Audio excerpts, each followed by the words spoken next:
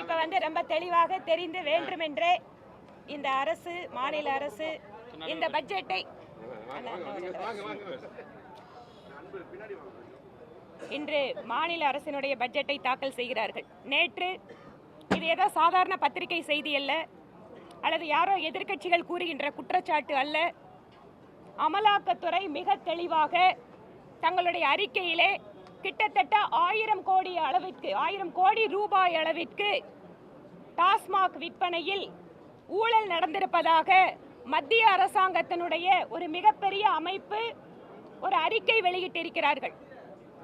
அந்த அறிக்கைக்கு பின்பாக மாநில அரசு தொடர்வதற்கான தங்களுடைய தார்மீக உரிமையை இழந்திருக்கிறது. இந்த பட்ஜெட் தாக்கல் பண்றது கூட இந்த அரசாங்கத்துக்கு எந்த விதமான அருகதையும் கிடையாது என்றே பாரதிய ஜனதா கட்சி நினைக்கிறது. 1000 கோடி ரூபாய் ஊழல் மட்டுமல்ல, சட்டம் ஒழுங்கு பிரச்சனை, தங்கள் நிர்வாகத்தின் மீது மக்களுக்கு ஏற்படுத்தி இருக்கக்கூடிய அதிருப்தி மற்றும் கோபத்தை திசை திருப்புவதற்காக ரூபாயினுடைய இந்திய அளவில் ஏற்றுக்கொள்ளப்பட்டிருக்கக்கூடிய ஒரு சின்னத்தை மாற்றி ரூபாய் என்று எழுதி பிரச்சனையை திசை திருப்ப மாநில அரசு முயற்சி செய்கிறார்கள்.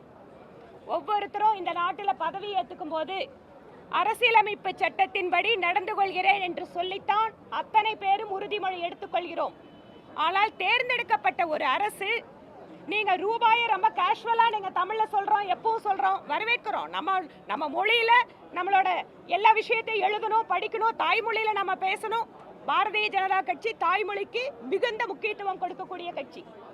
ஆனால் ஒரு மாநிலத்தினுடைய முதல்வர் நான் ரூபாய் சன்னத்தை போன வருஷம் போட்டேன், இந்த வருஷம் நான் மாற்றுகிறேன் என்று வெளிப்படையாக தன்னோட சமூக வலைத்தளத்தில் ஒரு கருத்தை பதிவிடுகிறார் என்றால் அவர் எடுத்துக்கொண்ட உறுதிமொழியை மீறுகிறார் என்று அர்த்தம். திராவிட முன்னேற்ற கழகம் இந்த நாட்டினுடைய ஒருமைப்பாடு குறித்து பல்வேறு காலங்களில் என்னவெல்லாம் பேசியிருக்கிறார்கள் என்பது சரித்திரம் அறிந்தது. ஆனால் மாநில அரசினுடைய தோல்விகளை மறைப்பதற்காக மாநிலத்தினுடைய முதலமைச்சரே ரூபாய் என்பதை இனிமேல் நாங்கள் குறிப்போம் என மாநில அரசினுடைய ஊழல்களை மறைப்பதற்காக ஒரு நாடகத்தை நடத்தி கொண்டிருக்கிறார் என்றே பாரதிய ஜனதா கட்சி நினைக்கிறது. அதனால் அவர்கள் தாக்கல் செய்கின்ற நிதிநிலை அறிக்கையை இன்று புறக்கணிக்கிறோம்.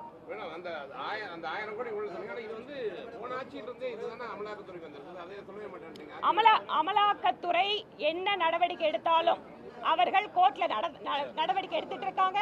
சட்ட ரீதியாக வந்து என்ன நடவடிக்கை போயிட்டு இருக்கோ அது போயிட்டு இருக்கு. நீங்க வந்து இன்னைக்கு வந்திருக்கக்கூடிய இந்த பிரச்சனையை முதல்ல மீடியால பேசுங்க.